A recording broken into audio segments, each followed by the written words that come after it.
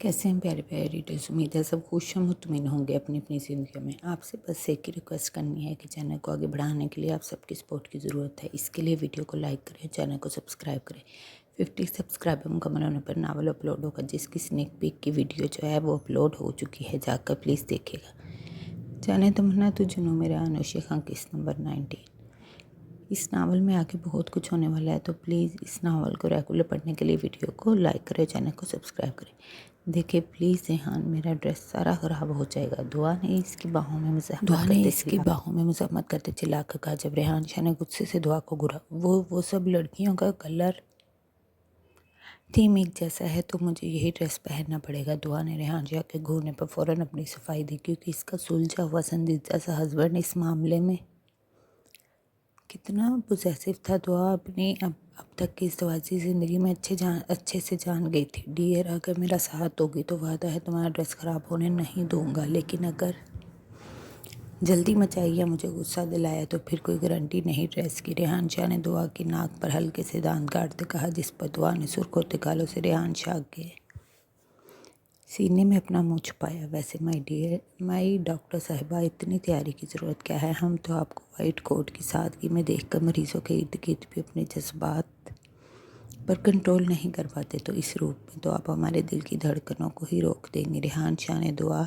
के अनारी तीखे नकूश से सजे चेहरे के एक एक खूबसूरत नक्श को अपने लबों से खराज देते गमगीन लहजे से कहा, आपकी धड़कनों को रोकने के अलावा इनको चलाने का हुनर भी आपकी इस डॉक्टरनी को अच्छे तरीके से आता। दुआ ने रेहान शाह की बात पर हल्की से चुटकी इसके बाजू पर काटी। ये तो बिल्कुल सच है, आप मेरे लिए तो बस मेरी हार्ट सर्जन है। जिस पर रेहान शाह का कहका कमरे में गूंजा, जिस पर दुआ ने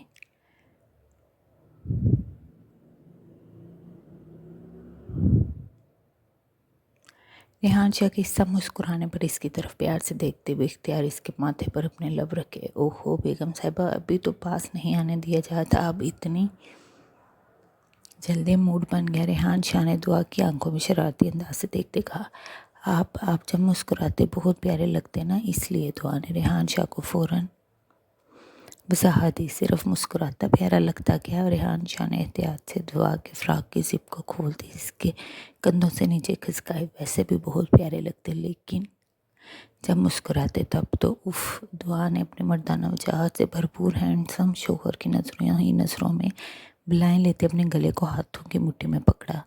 रेहान प्लीज़ देखें, ऑलरेडी लेट हैं हम। दुआ ने अपने शोहर के भड़कते जज्बों से डरती कहा, क्योंकि अगर वो अपनी आई पर आ जाता तो दुआ आज का फंक्शन अटेंड नहीं कर पाती, जो वो बिल्कुल नहीं चाहती थी। फिलहाल बिल्कुल चुप। रेहान शाह ने इसकी पिंक लिपस्टिक से रंगे या कुर्ती लबों पर अपनी उंगली रखते इसकी हेजल ग्रीन आंखों में देखा, और बेख्तियार इसके हाथों को अपने एक हाथ में कैद करते तकिए से लगाया, और इसके पिंक रंगे नाजुक होंठों से अपनी उंगली उठाते इन पर अपने लब रखते शिद्दत से इसकी सांसें खींच गया। दुआ भी खामोशी से इसका साथ देते खुद को इस लम्हे पुरस्कून कर रही थी। दोनों इस वक्त एक दूसरे में मगन थे, जब रेहान शाह के हाथ की बढ़ती गुस्ताखियों पर दुआ होश में आती अपने हाथ छुड़वाती रेहान शाह के कंधों पर रखे जंग जोड़ गई। रेहान शाह ने जज्बों की हदत से सुर्ख होती आंखों में नागवारी भरे दुआ को देखा और दुआ से दूर हुआ। एक बात समझ नहीं आता क्या? रेहान शाह ने दुआ के सिल्की खूबसूरत गोल्डन बालों को अपने गिरफ्त में लेते भरपूर गुस्से से कहा। रेहान टाइम देखे। दुआ ने रेहान शाह के हाथ पर अपना हाथ रखते आंखों में नमी लिए बेबसी से कहा।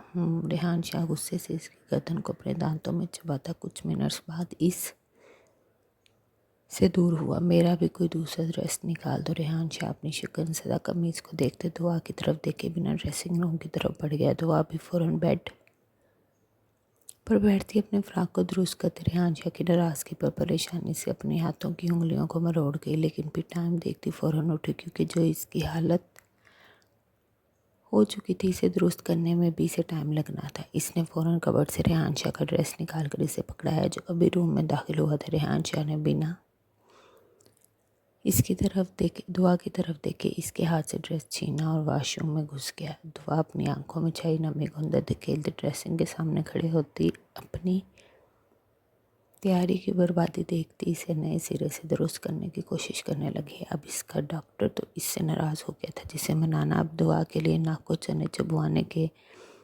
मुतरद्दिफ होने वाला था, तो वह फंक्शन के लिए वक्त पर पहुंचना चाहती थी। भाई सब लोग फंक्शन के लिए पहुंच गए थे। शाह हवेली के सब मकीन खुद को लोगों की बातों के लिए तैयार कर चुके थे। वैसे तो लोग क्या सोचते इन्हें फ़र्क ना पड़ता, लेकिन माशरे में रहते आप इससे अलग नहीं हो सकते। मिसिस सलमान, क्या लड़का आज भी नहीं आएगा? एक बिजनेस मैन की अल्ट्रा मॉडर्न वाइफ ने एक अदा से अपनी साड़ी के पल्लू को ठीक करते पूछा।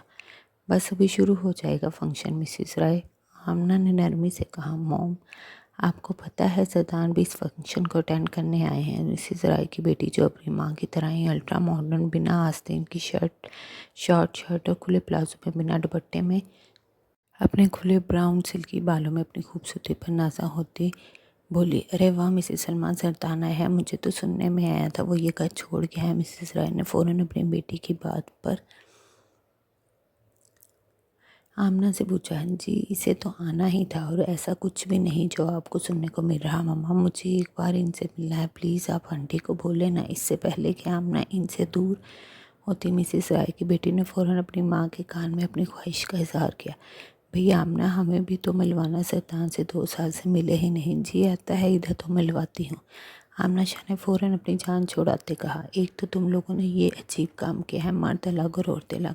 पहले तो ऐसा नहीं होता, ये भी हमारे घर के बच्चों की मर्ज़ी है, तो हम बड़ों को भी इस पर कोई एतराज़ नहीं था। सो आमना बेगम ने सरसी से अंदाज में कहा। वाह, यानी तुम ये कहना चाहती तुम लोगों के मॉडर्न बच्चे ये सब दकियानूसी तरीके अपना रहे? मिसिस राय ने तनज़िया तरीके से मुस्कुराते हुए कहा, जबकि इनके साथ खड़ी 2-3 और मॉडर्न ख़वातीन के चेहरे पर भी तनज़िया मुस्कुराहट थी।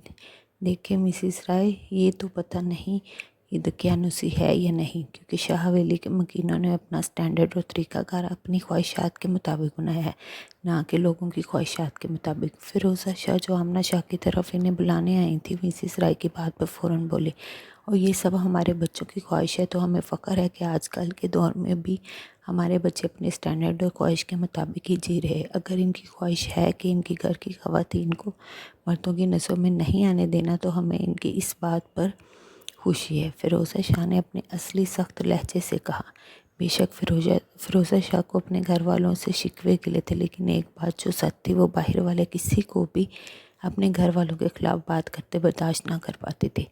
उफ़, तुम्हारी बहुओं पर तो मुझे अभी से तरस आने लगा है। यकीनन तुम लोगों के बेटे इन्हें कैद में ही रखेंगे सारी ज़िंदगी। मिसिस साकब ने बीबी तंजिया कहते अपनी गुफ्तगू में अपना हिस्सा डाला। अपनी औरत को पर्दे में रखना कैद नहीं होता। गुलनूर भी फ़ौरन बोली, जो अभी अभी यहाँ आई थी। हाँ, पठान लोग तो ऐसे ही होते, जहाँ औरतों को कोई हकूक़ हासिल नहीं होते, चाहे इनके मर्द जो मर्ज़ी करते रहें। मिसिस साकब ने सादगी में भी अपने हुस्न से इस उम्र में भी हर तरफ छाती गुलनूर के हुस्न को हसरत भरी निगाहों से देखते जलते हुए इसके पठान होने पर तंज किया।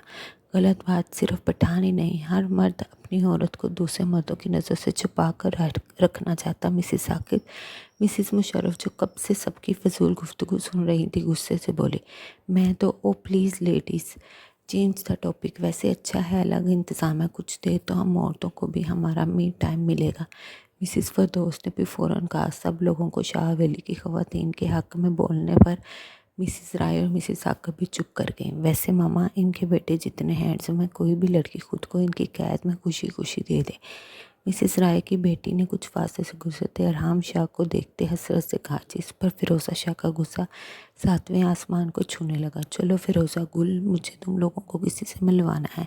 इससे पहले कि फ़िरोज़ा मिसिस राय की साहबजादे की इज़्ज़त अफजाई करती, आमना शाह ने इसके इरादे देखते फ़ौरन इसका बाजू पकड़े, बाकी सबसे एक्सक्यूज़ करते कदम दूसरी तरफ बढ़ा दिए।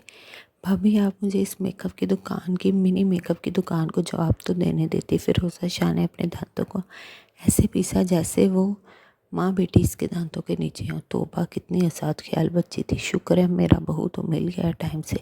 गुलनूर ने अपने पठानी लहजे में मासूमियत से कहा। वो जब भी सदमे में होती ऐसे ही बोलती थी, नहीं तो अब वो इन सब की तरह ही बोलती थी। जबकि गुलनूर की बात पे फ़िरोज़ा शाह ने मुस्कुराकर गुलनूर की तरफ देखा, जो इसकी बेटी को इतनी तलखियों के बावजूद भी इंटरेक्ट एक अच्छी लड़की कह रही थी, जो किसी भी माँ के लिए खुशी की वजह ही होता है। जाओ दिव्या, बच्चे शान से लोगों को बोलो अरीसे को लेकर आए। जी बड़ी मम्मा। दिव्या फ़ौरन अंदर की तरफ बढ़ गई, जहाँ लाउंज में अरहाम शाह सरतान शाह को बुलाकर आ रहा था, जैसे जिससे फायज शाह ने बुलाया था। कहने पर दिव्या अपने ही ध्यान जा रही थी जब एकदम अरहाम शाह के सामने आने पर इसके फुलाती सीने से टकराती अपना घूमता सब पकड़े ज़मीन पर बैठ गई। कहाँ जा रही थी मेरी तूफान में? अरहाम शाह ने फ़ौरन दिव्या के बराबर ज़मीन पर बैठते इसके माथे को सहलाते इसके बोतल ग्रीन शरारे और कुर्ती में सलीके से बड़े से दुपट्टे को सेट किए बालों की चुटियाँ बनाए बिजलियाँ गिराते रूप को अपनी आंखों के रास्ते दिल में उतारते नरम लहजे से कहा, आपका ध्यान कहाँ है? दिव्या ने इसका हाथ अपने माथे से झटकते गुस्से से कहा। जब अपनी कलाई पर इसकी मजबूत गिरफ्त पर दिव्या ने अरहाम शाह की तरफ देखा और इसकी पल में सुर्ख आंखों और चेहरों से दिव्या को अपनी संगीन गलती का एहसास हुआ। सॉरी, वो चोट की वजह से गुस्सा आ गया था। दिव्या ने इसका हाथ झटकने की फ़ौरन माफ़ी मांगी। नहीं तो अरहाम शाह का सुर्ख रंग अभी दिव्या के 14 तबक रोशन करने की निशानदेही कर रहा था। मेरे सामने ना हमेशा खुद के गुस्से पर कंट्रोल रखना बेगम साहिबा। आइंदा से ये पहली बार था, इसलिए माफ़ी मिल रही है। तुम खुद काफ़ी समझदार हो मेरी जान। अरहाम शाह इसके गाल पर नरमी से अपना अंगूठा फेरते आखिर में वही अंगूठा इसके नरम और नाजुक गाल में घुसा गया तो दिव्या फ़ौरन दूर हटती दोबारा सॉरी बोल गई। अरहाम शाह भी लाउंज की तरफ आते सरतान शाह को देखो दिव्या से दूर होता लाउंज की तरफ बढ़ गया, जहाँ सरतान शाह की पेशी थी। सरतान, अभी निकाह हुआ नहीं हो तुम्हारी ज़िद्दी रवैया अरीसे के लिए हमें परेशान कर रहा। फाज शाह ने सोफे पर बैठते सरतान शाह को घूरते कहा, भाई इसमें बुराई क्या है? अगर वो घूंघट में जाएगी, मैं नहीं चाहता इसकी तस्वीरें मीडिया पर आए।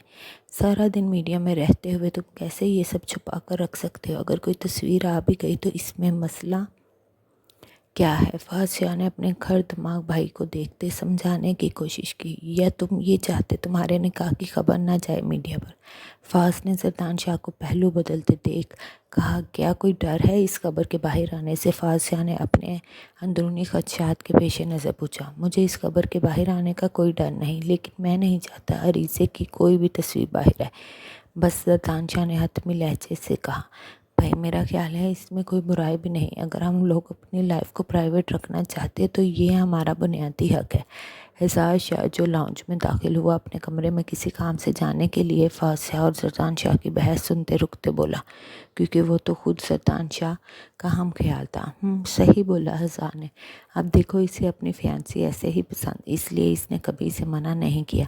तो हम कह सकते कल को इसे अपनी बीवी की तस्वीरें मीडिया पर आने पर कोई एतराज़ नहीं होगा। आखिर इसमें शर्म का कीड़ा हमसे ज़रा कम है। अरहाम शाह ने हज़ार शाह की बात को बिल्कुल उल्टे रुख पर मोड़ते कहा, क्योंकि अभी शेषा जिस उलिये में इसके सामने खड़ी थी, हज़ार शाह को तो बिल्कुल फ़र्क नहीं पड़ता, लेकिन अरहाम शाह अपने घर की होने वाली बहू को इस उलिये में देखते अंदर तक जलते कोयला हुआ था। इसीलिए अब हज़ार शाह को अपने तंज के लपेटे में ले गया। जब कोई औरत हज़ार शाह के निकाह में आएगी तो इस पर किसी गैर महरम की तो दूर, इसके महरम रिश्तों की नज़र भी पड़ने नहीं दूंगा। माइंड इट भाई साहब। हज़ार शाह अरहाम शाह के तंज के पीछे की वजह जानता था, लेकिन इसने कभी शीज़ा को किसी किस्म की ड्रेसिंग करने से मना ना किया था, और ना ही इसे किसी किस्म की ड्रेसिंग में देखकर इसे फ़र्क पड़ता था। जिसे देखकर इसके दिल और रूह को फ़र्क पड़ता था, इसे वो रोक भी चुका था और वार्न भी कर चुका था। इसीलिए अब रीशा अब अपने बालों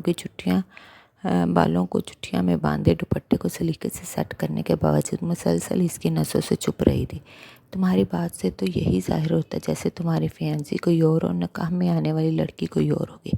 अरहाम शाह ने हज़ार की बात पर आईब्रो रेस किए तंजिया कहा, वो तुम दोनों प्लीज़ हर वक्त चिल्ड्रंस की तरह बिहेव ना किया करो। हज़ार शाह के कुछ भी बोलने से पहले फाज शाह ने इनकी फजूल बहस पर इन्हें डांटते कहा, भाभी बाहर लाने का बोल रही है। आयशा ने लाउंज में दाखिल होते कहा, क्योंकि शान से बिल्कुल सामने खड़ी थी। जब लाउंज में सब लड़कों को इतने सीरियस मूड में देख परेशानी से शान से भाभी के पास गई। सब खैर है? अमरीशा ने शांति से पूछा। हाँ बच्चे सब ठीक है, जाओ शान से रीसे को रस्म के लिए नीचे लाओ और इससे ज़्यादा देर बाहर ना बिठाना। रस्म ख़त्म होते ही अंदर ले आना। फाज शाह ने शान से भाभी को देखते कहा और खुद सोफे से उठ गए और वो घूंघट में आए नीचे। सुल्तान शाह ने भी उठते उठते शान से भाभी को बावा करवाया। हाँ जी बेगम साहिबा, हमारी बहन को घूंघट में लाना, क्योंकि ये इनके होने वाले शोहर की शदीद तरीन ख्वाहिश है। फाज शाह ने जरदान शाह के कंधे पर बाजू रखे। हल्का सा मौका इसके पेट में मारते अपनी सिद्धि भाई को मनसूनी गुस्से से देखा, जिस पर जरदान शाह मुस्कुराता हुआ अपना कान खजा गया। चलें, लड़कों की तरफ भी रस्म करनी है। फाज शाह ने तीनों को देखते कहा। आप चलें भाई, मैं आ रहा हूँ। जरदान शाह फ़ौरन लाउंज की सीढ़ियाँ चढ़ते अपने कमरे की तरफ बढ़ गया ताकि सिकंदर को फीमेल सिक्योरिटी के अलर्ट होने का बोल दे, जबकि फाज, अरहाम और हज़ार को अपने दोनों बाजुओं में भरे बाहर निकल गया, जो अभी भी एक दूसरे को खा जाने वाली नज़रों से घूर रहे थे। और आने वाला वक्त इन दोनों को करीब लाने की बजाय ऐसा दुश्मन बनाने वाला था जैसा शाह हवेली में कोई भी अब तक ना बना था। अभी जारी है। कैसी लगी आज की एपिसोड? उम्मीद है अच्छी लगी होगी। प्लीज़ वीडियो को लाइक करें, चैनल को सब्सक्राइब करें। 50 सब्सक्राइबर मुकम्मल होने पर एक मुकम्मल नावल चैनल पर अपलोड होगा, इसलिए